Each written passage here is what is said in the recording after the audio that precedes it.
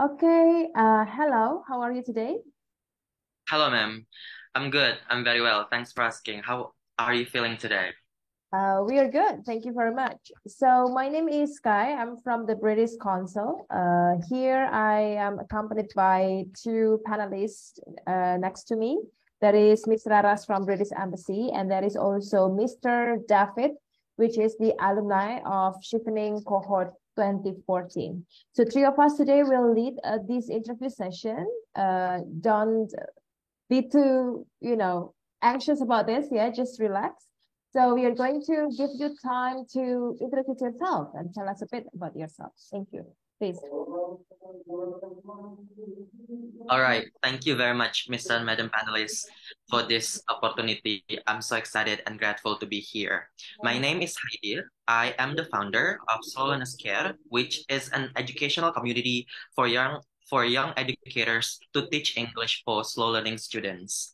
I started this initiative because of the significant numbers of slow learners in my hometown, Kuta Kartanegara Regency and Malang City. As a slow learner myself, I understand how impactful English is for stimulating our confidence, memory, and comprehension in our learning process with the help of repetitive methods suggested and as slow learners. At St. Andrews University, in English pedagogy for students with special needs and technology for my evening application method. Sorry, right now it's normal. Can you hear my voice okay, even though my video is a bit lagging on my screen? Yes, ma'am. Yes, ma'am. Okay, right.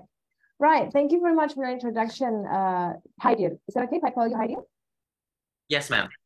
Yes, okay. So, Heidi, tell me about your professional background and also what you have achieved during 2 years or so of your professional background.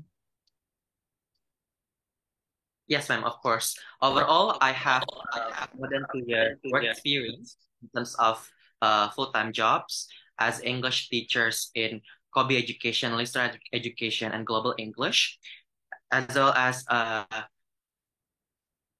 several part-time jobs when I was in undergraduate students in Bilajar.com. I was also actively involved in in five volunteering projects with NGOs to practice my pedagogical knowledge and skills.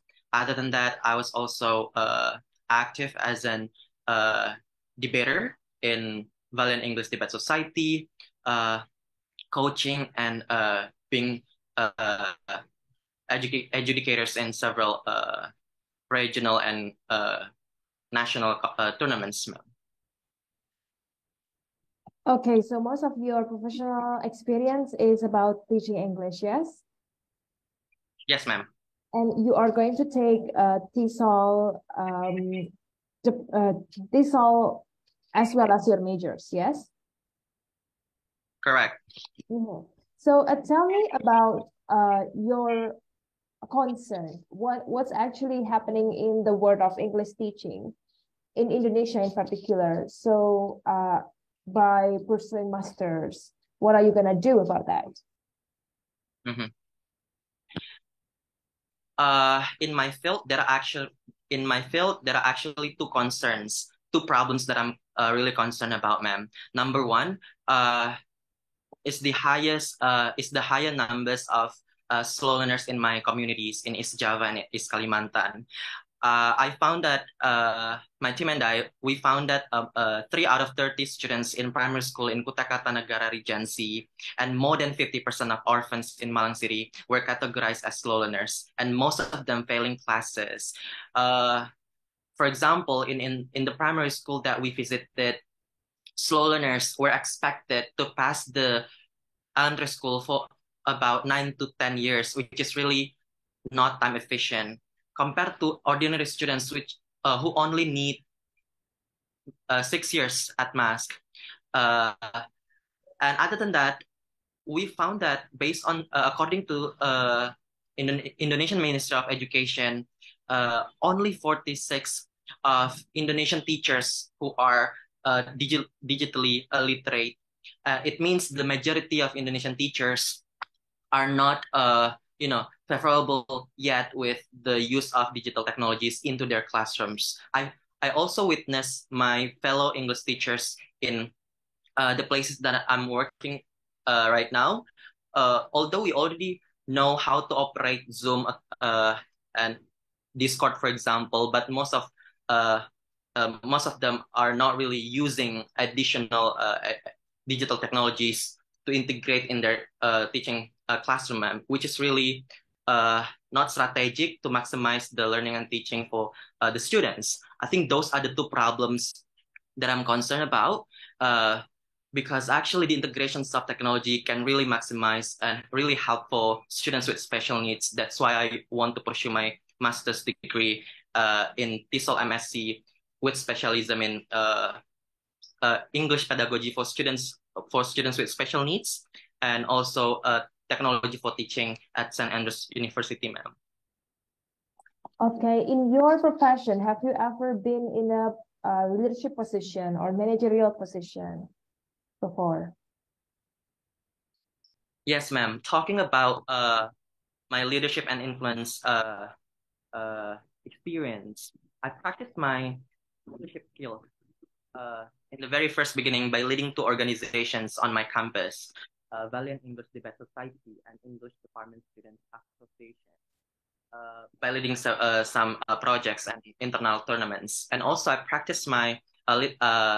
I further practiced my leadership skills by leading several volunteering projects outside of the campus.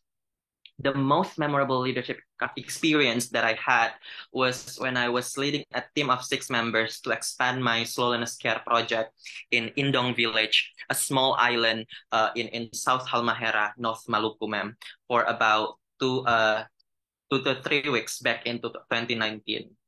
I invited 2 educational psychologists from Ternate, capital city in North Maluku, to conduct free IQ tests for the local students in this small island. And we found that more than 60% of youngsters there were also categorized as slow learners, proven by the IQ test results in the range of 70 to 90 only. After that, I reported the data to the principals and introduced rote learning or repetitive learning methods for these slow learners kids, for instance, by using this spaced repetition, utilizing flashcards or cue cards, for instance, and this suggestopedic approaches, which mean relearning while doing the games, for example. I implemented those methods and approaches to the local teachers to be implemented in their classrooms. As a result, now I heard some good news from the parents that their slow learning children are already even more motivated to learn with this extensive study clubs that I initiated with my team 4 years ago.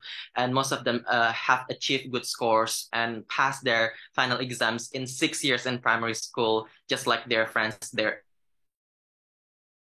Leadership means not only about leading the team or managing the agenda, not only contributing to communities or surroundings, but also having good collaboration to succeed the project that we want to achieve. I think that is one of my leadership accomplishment, ma'am. So have you ever encountered the experience where the people have a different opinion with you, and how do you persuade them to actually go in favor with your ideas? Yes, ma'am. Having different opinions in the organization that I led in volunteering projects, for example, always happened to me because there were so many hats in there, and it means there are so many opinions which agenda to be implemented in that particular time, which is really limited. So what did I do to handle all of these aspirations by being the democratic leader? So all of us who have this bold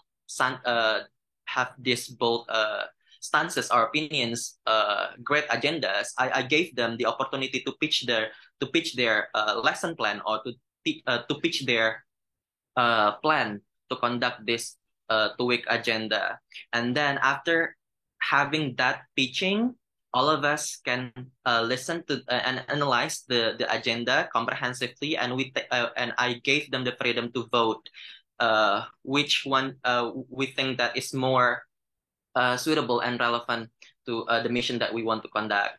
And after all, after doing this voting system, yes, we agreed to the decision that this remote island still need the survive learners and rote learning method. That's why we agreed to do that. By yeah, I think overall, if there's some clashes, it's gonna be a voting system. Democratic leader would be really the best alternative for solving those clashes, ma'am. Okay, thank you very much, Haider. I would like to ask Raras to ask the next question. Okay, Haider, now I'm so curious about how you actually build and maintain network with your fellow teachers and also working partners, because you have a very interesting story about how you do some social project regarding to the slow learners, yeah? So how do you maintain the networking? Yes, ma'am. Talking about uh, maintaining networking, uh, I believe that maintaining networking is really exclusive for me because as an English teacher, I still need to collaborate with other uh, colleagues who share the same passions in technology for teaching, for example, because I was not really, uh, you know, aware of about technology design or web app design. That's why I really need to collaborate you know, to collaborate to develop these digital platforms. That's why how did I maintain those networking is just by having this good relationship, which I did after graduating from XL Future Leaders Batch 8, which is one of intensive leadership training program conducted by PT XL Axiata. I tried my best to get along with the alums from batch 1 to 12 by joining the online groups and offline meetings to just personally engage with them before directly pitching my project, right? I tried my best to make use of that nationwide network by approaching the other alums who are software engineers and IT experts. I was pitching my Slowness Care project with a new agenda to develop a web app called rewritewebapp.com as an idea of a supplementary digital writing platform for undergraduate students. After showing the results of my need analysis, two web app applications developers agreed to collaborate on the product development while I did the experts validations, tryout, and revisions with my supervisors. But it's not enough because I still need the collaboration with my fellow English department students and alums to give this peer assessment and peer review. That's why I also maintain the networking from Indonesian International Student Mobility Awards, who I know that there are several of the awardees or the alums that are also in the same field as me. I invited them, I approached them to review my instruments and web app features to have this peer assessment and peer feedback. As a result, after doing that attempts, I successfully managed to publish my very first web app using the 5 process writing approach based on those feedback and those collaborations, which has and this web app has been disseminated as well as the paragraph and essay writing platform for novice writers in East Java and East Kalimantan, ma'am. I think that is how I maintain the networking, just by approaching them, inviting them to collaborate, and having personal engagement. So how are you going to make use of the Chevening community in your agenda?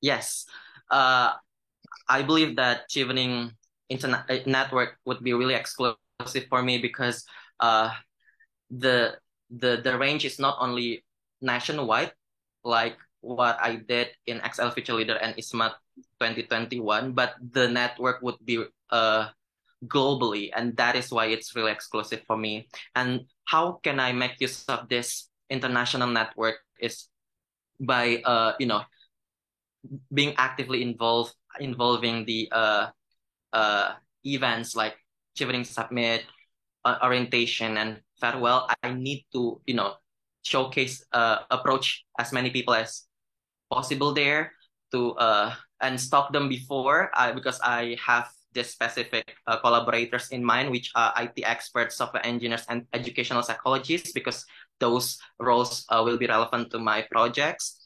I believe that many scholars in the Chevening family will share the same interests and concerns and passions regarding children with special needs, such as I found that there's this Mr. Atif Chevener from Pakistan, and Miss Mia Kimo, alumnus from Kenya, and Mr. Ali from Brunei, for example. They have been doing their initiatives to help students with intellectual, mental, and physical disabilities. I believe that they're already experiencing good methods to be also implemented in my communities. I want to use those network to have this mutual project, because of course, by approaching to them, pitching my project, and inviting them to collaborate, I feel like this collaboration would be even more possible by pitching my educational technologies that I envision creating for my dissertation to support my slow learning students in my communities. I think that's how I can make use of Chevening International Network, ma'am. Okay, very interesting start. I'm going to give the next chance for my the other panelists here. Please, David. All right, so I'm curious about the university that you apply for. Have you got any unconditional LOA from them? Yes, ma'am. I have received 2 unconditional letters of acceptance from St. Andrews University and Brighton University as my second and third preferences. But I have decided to go with my second choice, which is MSc TESOL with specialism in technology for teaching at St. Andrews University, ma'am. All right. So why do you think you should go to St. Andrews with Chevening scholarship? After looking into the course catalog, I am immediately drawn to the TESOL MSc program in the University of St. Andrews, since it offers courses combining TESOL theory and EdTech practicality that will be relevant to developing my initiative Sloan's Care. There are actually three reasons why I'm interested in this specific university, ma'am. Because number one, there's this class of English education and psychology from Professor Brown, and it's not only talking about curriculum design or classroom management or TESOL in general, but it's also providing English pedagogy for students with special needs. So I'm gonna be learning about behavioral psychology, learner diversity, and course design that is most suitable for them. Specifically, it's about 5 areas of learning disabilities or learning difficulties. So it's not only about slow learners, but I'm gonna be learning about other 4 areas of learning disabilities, which are about dyslexia, dyspraxia, dyscalculia, and ADHD, which I haven't got the chance to master in my undergraduate studies.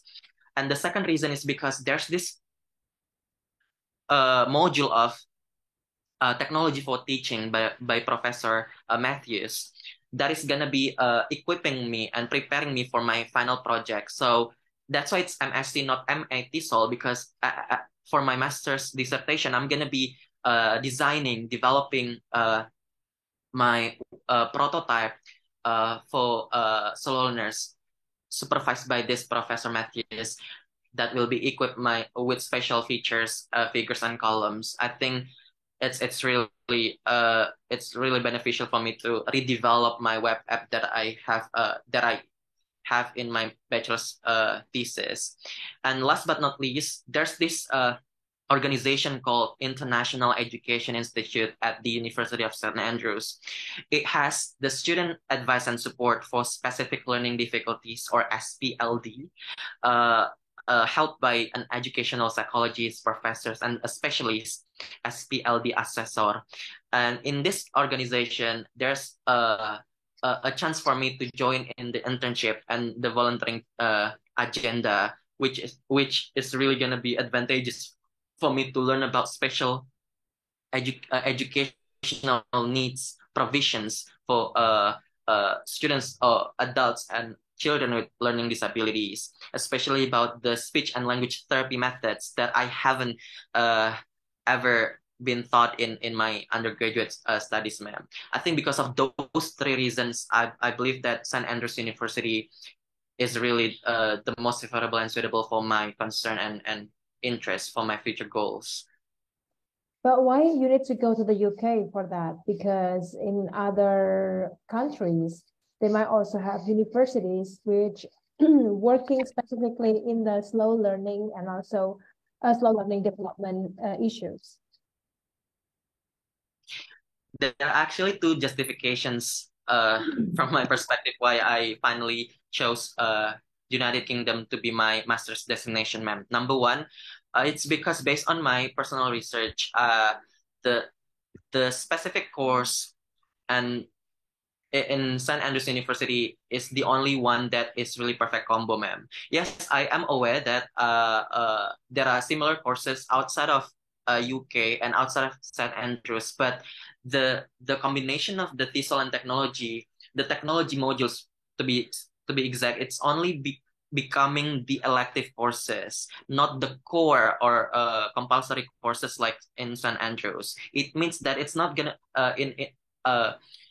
it means that in other universities in other countries, for example, there's no guarantee that it's gonna be available in my term about the technology for teaching, for example. That's why St. Andrews University is a really perfect combination of the TESOL and technology because I've contacted the admission and it's confirmed that it's gonna be available all the time, every year and every term.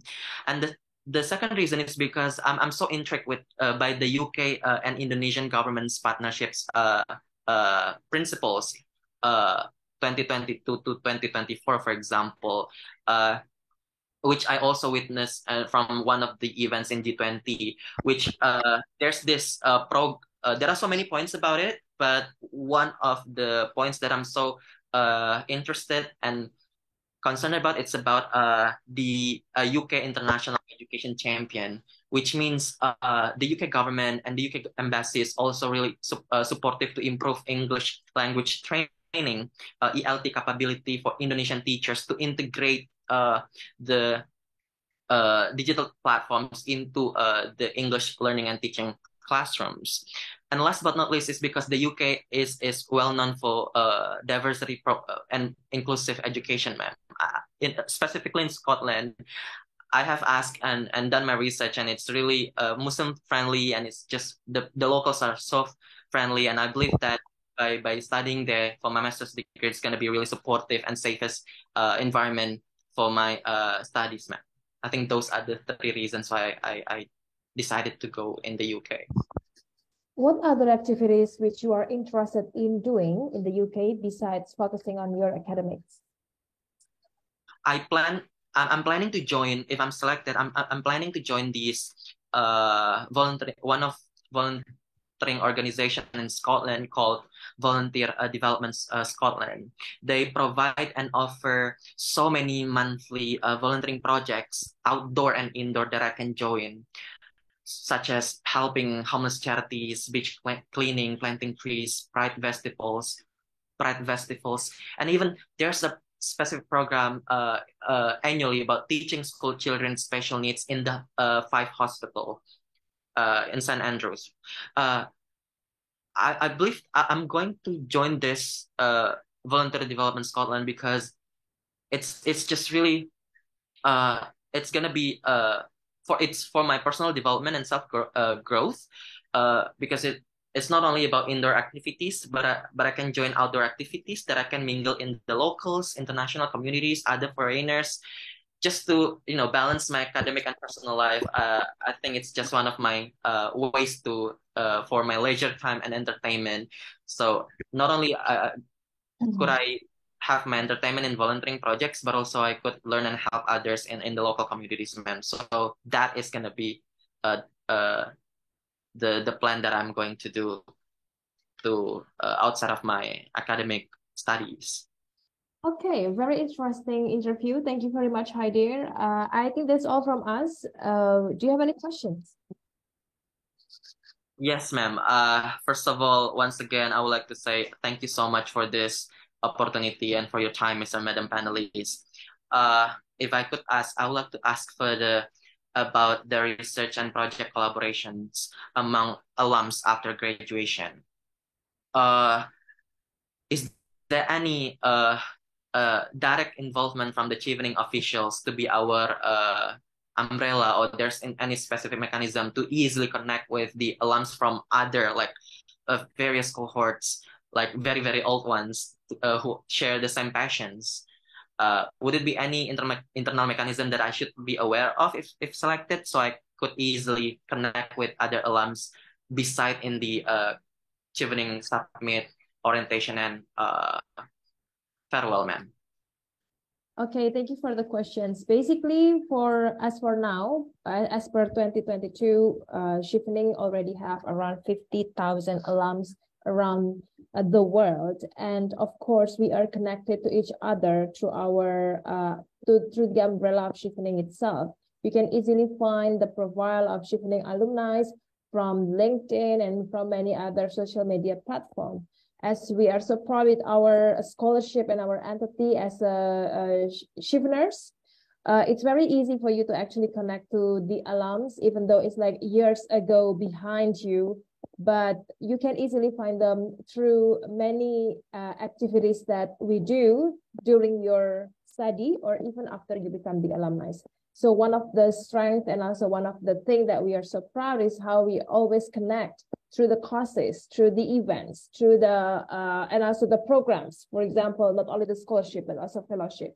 So you don't need to worry about that. If you are accepted, you will always find a way to get connected with the old alumni, and you can always get insight and maybe collaborate with your project with them.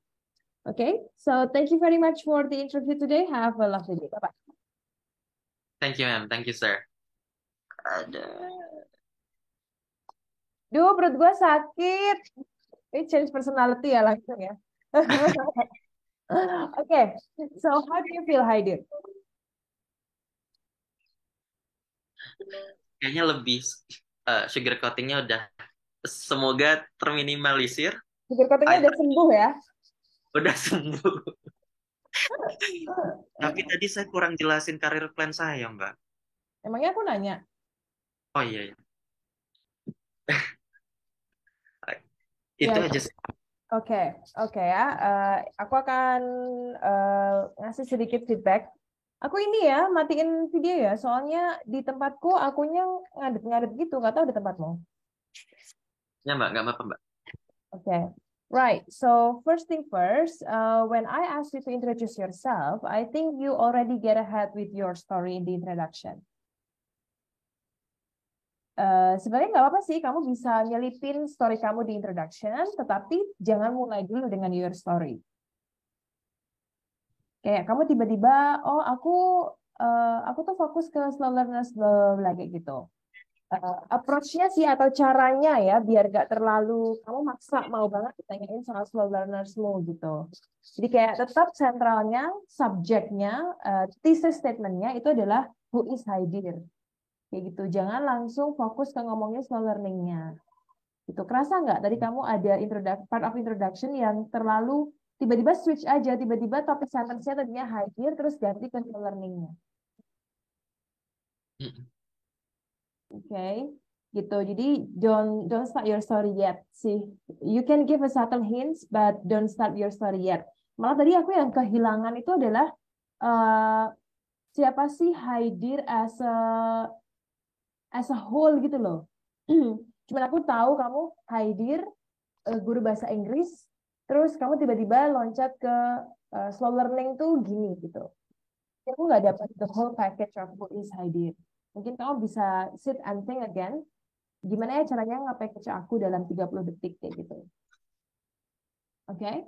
But nonetheless itu nggak jadi masalah besar ya. Kan masih ada the rest of the interview questions. Okay, so the first question I was asking itu tentang ini ya, your case ya, tentang slow learning dan sebagainya. And you give me the idea Sorry, my first question would be about your concern ya, tentang apa yang mau kamu ubah di pendidikan di Indonesia, something like that. And you give me two case. Number one is like you give me the fact about high number of slow learning in your particular areas. And number two is that you concern about the Indonesian teachers that are not as digitally agile, ya kan? Nah, menurut aku itu pertama, the way you deliver tidak ada bridging bahwa itu adalah dua concern yang berbeda. Ya kan? Kalau itu emang dua concernmu. Atau yang kedua, instead of make it as two different concern, menurutku malah justru kamu concern aja sama satu, yaitu masalah slow learning yang belum diadres dan belum mendapatkan perhatian. Terus digital itu adalah solusi yang kamu tawarkan. Integrate the learning with the digital literacy itu adalah solusi yang kamu tawarkan. Daripada kamu punya dua concern nih, gue mau word peace sama mau word enrichment gitu. Ribet kan? Kamu maunya slow learner solve, kamu maunya juga guru-guru melek digital, tapi nggak punya kesatuan, koherensi. Ya kan? Nah, daripada kayak gitu, mending kamu fokus ke slow learning aja dan merasa bahwa equipping teacher with digital skills itu adalah solusi yang bisa menyelesaikan slow learning problem tadi. Gitu.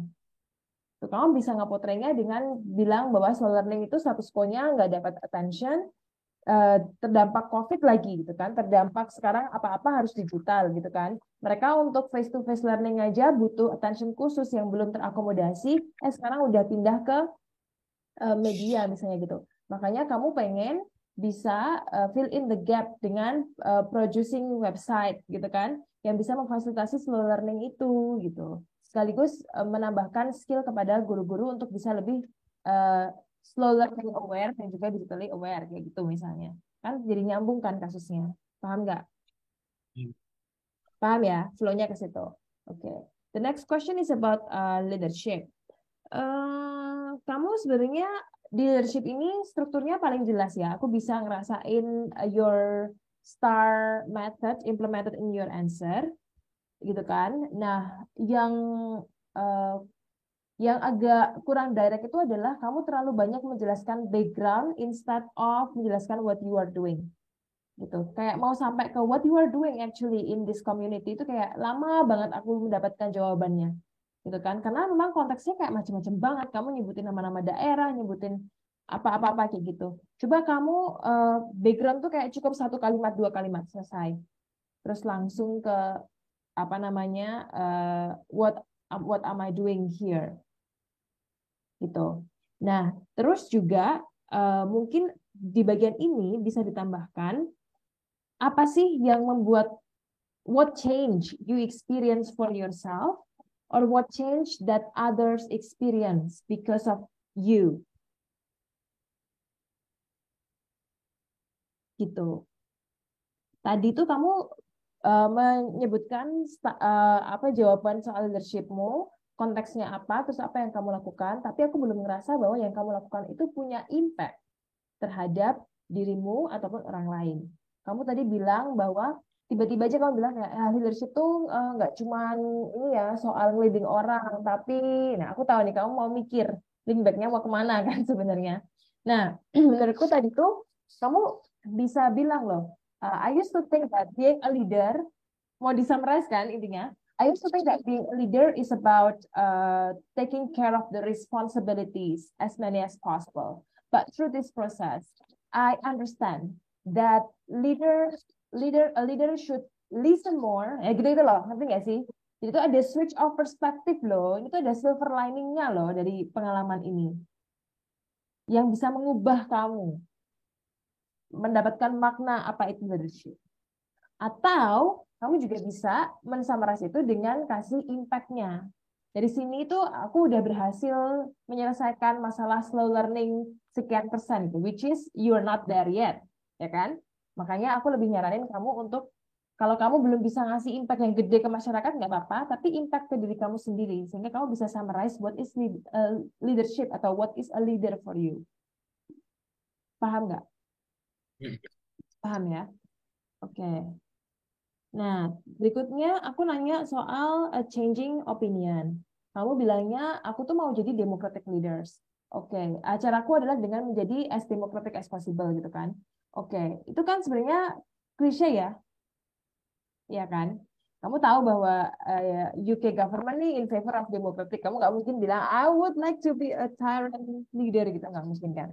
Nah, tapi biar nggak cheesy, packagingnya adalah kamu harus kasih konteks yang jelas tentang apa sih sebenarnya yang terjadi, dinamika yang terjadi di dalam kamu mengerjakan proyek itu, ya kan?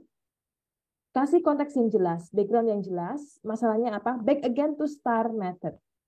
Kalau tadi kamu nggak kasih konteks yang jelas, kamu bilang aku tuh jadi democratic leader. Itu aku tuh menggather opini-opini, memberikan kesempatan mereka nge-pitch ide mereka ke aku gitu kan. Misalnya mereka ngasih ide lesson plan. Nah ini konteksnya apa dulu gitu. Tiba-tiba ngomongin lesson plan. Kamu siapa gitu kan? Kamu siapa di situ? Atau ini konteksnya dalam classroom atau dalam apa kayak gitu loh. Jadi mungkin kita bisa ngerti what does it mean by being democratic. Itu kan kamu kan menampung aspirasi, tapi again kasus yang kamu tawarkan itu tidak vivid gitu loh, tidak berdasarkan kasus yang terdengar real karena kamu tidak mengkontekstualisasikan dengan hal yang benar-benar real gitu. Misalnya ya ini kalau kita nge-polish ide kamu tadi. Misalnya having different misalnya gini. Misalnya ini cutting nih as usual. It was my pleasure to work with such a brilliant and innovative young people in my organization when I work in Nusa Tenggara, bla bla, gitu kan? One of the challenges that I experience is that these brilliant people have so many ideas that sometimes contrasting each other. And I think my position as the project coordinator, I have to be able to select which one is the best idea and which one is the most visible idea to be implemented. Yes, I acknowledge that I might not be able to accommodate all of their ideas. Ya kan? However, at the very least, when they have ideas, I listen and I give them time to compare, to corroborate, and to challenge one and another ideas. As a result, we all manage to find what is the best initiative or the most feasible action plan to be implemented in the project. Itu contoh. Ini masih ngawang menurutku. Bisa lebih dibikin down to earth lagi dengan cara kamu kasih konteks apa sih permasalahannya gitu. Misalnya kayak kita mau menentukan project mana atau inisiatif mana yang harus kita lakukan terlebih dahulu. Atau kita mau menentukan konsumsi mana yang mau dipakai, catering atau McDonald's kayak gitu loh. Ngerti nggak sih? Bisa lebih dikontekstualisasikan lagi ketika kamu bisa benar-benar menyebutkan contoh soal yang spesifik gitu. Yang tadi aku memoles cara penyampaiannya, tapi untuk memoles studi kasusnya kamu sendiri yang tahu, gitu ya. Paham nggak di poin ini? Paham, Mbak? Ngeresep nggak nih? Ngeresep ya? Bisa disapi ya? Oke, gitu. Selanjutnya, I was asking about maintaining network. Yes? And what you do is that you do personal engagement. Yeah, because you want to have a good relationship. Ya kan? Keywordnya itu have a good relationship and you do personal engagement. Oke, kamu memberikan contoh kontribusi kamu di XL Future Leader ya. Nah, mungkin yang perlu diperbaiki adalah kembali lagi ke cara kamu menyampaikan. Pertama, kamu bisa bilang, of course, maintaining network itu adalah bagian yang sangat penting dalam karir saya karena dengan network saya bisa atau saya memperoleh apa gitu. Setelah itu, I got the opportunity to exercise atau to maintain the network through program ini. Di sini aku ketemu siapa, dan apa yang aku lakukan bersama mereka, kemudian apa benefitnya buat aku. Nah, kalau tadi kamu cuma bilang kamu tuh punya punya apa namanya, kamu terkoneksi sama alumni dari semua alumni di batch 1 sampai batch terakhir gitu kan. Tapi terus kenapa ketika kamu udah kenal tuker-tukeran Facebook, terus kenapa pindah ke Tinder gitu? Enggak kan? Nah. Ya gitu kan. Tapi ya benefitnya tuh apa gitu loh dari maintain network ini. Itu tadi yang hilang. Terus mungkin tadi ketika menjawab networking, kamu bisa link back lagi. And because using this approach, I manage untuk mendapatkan hasil seperti ini. So I have an intention to do the same when I am a part of shifting network. Jangan lupa dibawa lagi kan purpose ke shifting. Ingat saranku kemarin selalu dikonekkan lagi ke pilar selanjutnya. Nah, ini pilar selanjutnya adalah pilar shifting itu sendiri. Kenapa kamu mau atau kenapa kamu perlu dan membutuhkan shifting kayak gitu untuk excel in your career plan. Seperti itu. Gimana? Paham nggak? Send posting tadi Mbak, gimana Mbak? Dan saya juga akan menerapkan. Uh, because I found it very beneficial for me to maintain this networking. I would like to do the same dengan shifting network. So. Terus kan tadi aku nanya bagaimana kamu akan make use di shifting network. Terus kamu basa-basi dulu, oh ya ini globally, nggak cuma nasional aja gitu kan. Terus kamu juga mau approach personally mereka. Nah, ini aku suka ketika kamu bisa memberikan your research apa ya, your research result gitu kan. Kamu nyebutin beberapa alumni yang udah bekerja di yang punya concern yang sama gitu kan. Mungkin yang harus diubah di sini adalah kamu harus lebih excited lagi dan lebih memposisikan dirimu sebagai seseorang yang benar-benar tahu tentang hal ini gitu. Kalau tadi itu kayak aku mau jawab pertanyaan ini, terus aku udah riset, terus aku tinggal nyebutin orang-orang ini aja. Tapi sebenarnya aku tuh nggak gitu ngerti sih siapa mereka. Kesannya seperti itu. Tapi kalau kamu bisa bikin approach of answer yang menunjukkan bahwa kamu benar-benar punya a genuine interest dengan orang-orang ini, dan kamu merasa mereka tuh punya soul yang sama dengan kasus kamu, maka kamu akan menggunakan shifting sebagai bridge untuk reach out mereka. Kayak gitu. Gitu. Jadi kayak menurut aku yang bisa kamu lakukan adalah dua approach sih. Pertama adalah how are you going to make use of shifting network? Kamu bilang bahwa in shifting in shifting network there are some prominent figures that have the similar interest with me. I know Mister ini, aku tahu itu. Mereka orang-orang yang sudah punya menunjukkan impact yang besar dalam tadi inclusivity lah, apa disability in learning dan sebagainya. Nah, aku sangat terinspirasi sama mereka. Aku ingin untuk terkoneksi dengan mereka, so we can do a project together, atau we can share, atau apalah kayak gitu intinya. Itu approach pertama. Kamu udah tahu orang-orang ini, makanya kamu menggunakan shifting sebagai kendaraan untuk mereach out mereka. Kedua, kamu juga bisa bilang bahwa aku tuh udah create impact loh di Indonesia. Makanya impact ini mau aku scale dalam bentuk yang lebih besar dalam forum yang internasional. Sehingga aku bisa ngasih sesuatu ke komunitas ini dan bisa mengambil sesuatu juga dari komunitas ini melalui alumni-alumni yang bekerja dalam nafas yang sama. Contohnya aku tahu ada Pak siapa di Afrika, Ibu siapa di Kenya, gitu-gitu. Jadi ada dua approach. Nangkep nggak? Pilih salah satu ya, jangan dicampur-campur.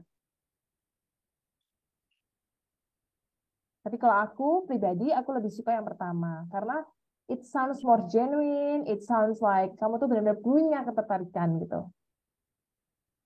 Oke, aku mau kasih comparative illustration. Why do you want to study in the UK? Jawabannya adalah aku suka Harry Potter.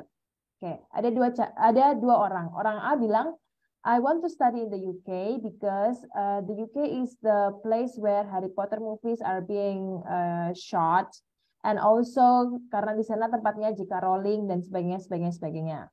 Itu orang A. Orang B dia bilang bahwa as cheesy as it is, but I am a Potter free. Of course, I'm gonna go where Harry Potter was born. Menurut kamu yang lebih genuine yang A atau yang B? Yang B, Mbak. Nah, exactly. Kalau yang A itu kayak textbook banget gitu jawabannya. Yang B itu kamu nggak usah ngomong banyak, kamu udah tahu dari cara kamu ngomong, dari cara kamu jawab, mungkin orang udah tahu, oh ini orang beneran pengen kayak gitu. Nah, gitu. Itu yang tadi aku coba ilustrasikan untuk jawaban kamu tadi. Aku tuh pengen ketemu Pak Slamet nih dari Kenya yang dia tuh bikin ini loh. Itu dia tuh Chiffoners, jadi aku sangat terinspirasi dan aku pengen bisa seperti beliau atau berada dalam satu forum sama beliau kayak gitu. Tuh. Pertanyaan yang lain mungkin jawabannya bisa dengan STAR method dan sebagainya. Ketika ada pertanyaan yang for you it's a personal thing, it's bukan personal thing ya, it involves some kind of personal reason, personal interest, itu kesempatan kamu untuk bisa membuat your interview lebih personal lagi. Dan personality kamu juga lebih shine gitu loh. Gitu ya, Haidir. Oke. Okay? Pertanyaan selanjutnya. Aku tuh nanya why you should go to St. Andrews with Chevening Scholarship. Tapi jawaban kamu mainly lebih kepada kenapa St. Andrews. Padahal pertanyaannya adalah kenapa harus dengan Chevening Scholarship. Dan jawaban pertanyaan itu baru bisa kamu jawab ketika aku nanya kenapa the UK. Tadi kamu jawabannya karena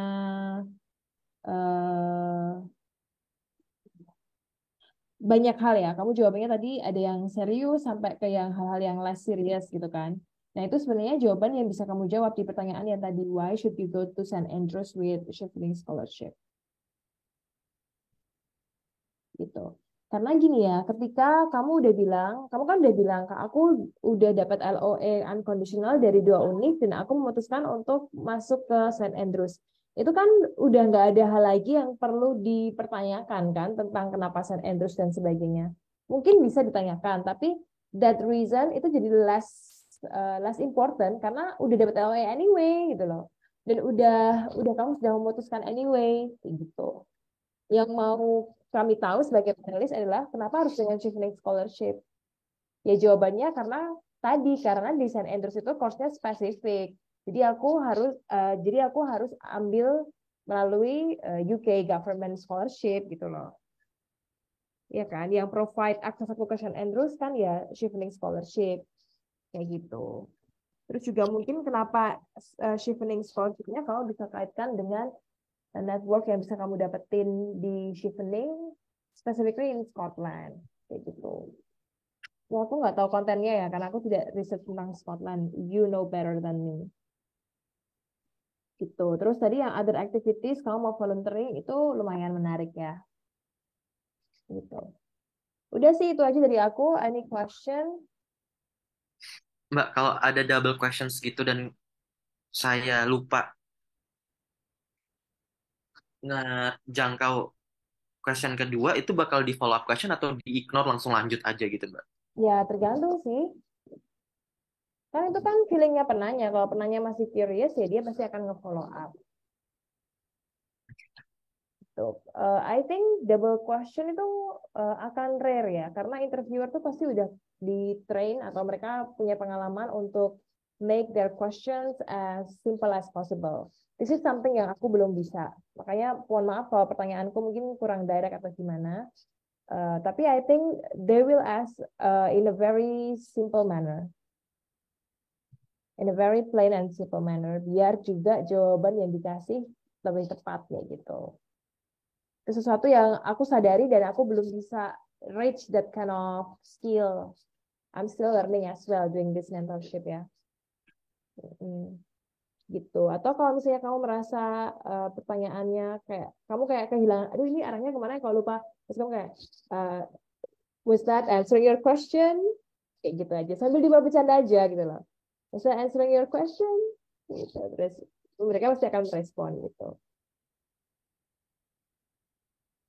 Mbak, Jadi, terus oh, ya. enggak, you go ahead. Iya Mbak, ini Mbak 30 detik introduction ini loh Mbak. Maksudnya kemarin Mbak Sky bilang branding dong solo learnernya. Tapi sekarang kehilangan individu Haidir yang kerja sebagai teacher. What should I do Mbak? Ya makanya find the balance dong, bukan Tapi kehilangan bukan kehilangan kamu sebagai teacher, tapi kamu tuh tidak ada jadi tuh kamu tuh masih dua entitas yang berbeda gitu loh. Sama kayak ketika kamu jawab pertanyaan pertama, belum ada kaitan antara concern kamu di slow learning sama concern kamu digital.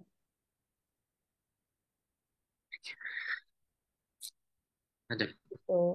Jadi itu yang harus kamu godok. Tapi nggak usah terlalu fokus ke situ juga sih, Haidir. Itu kan cuman first impression ya. First impression can be very determining, tapi juga bukan segala-galanya. You still have the other 29 minutes to make it up gitu loh. Jadi kalau itu udah mentok, ya udah nggak apa-apa. Gitu. Tadi masih kepanjangan ya Mbak ya? I don't pay attention on the length sih, to be honest. Tapi kayak feelingnya itu loh, kayak uh, ada discourse yang kamu tuh memaksa untuk masuk gitu loh. Maksa untuk kesini dong kayak gitu loh. Kurang subtle. Ah, tapi tapi bilang di, di akhir introduction ada LOI itu strategik Mbak. Ya strategik aja, kenapa nggak strategik? Kamu tadi bilang kalau ada LOA. Belum sih Mbak. Nah, makanya.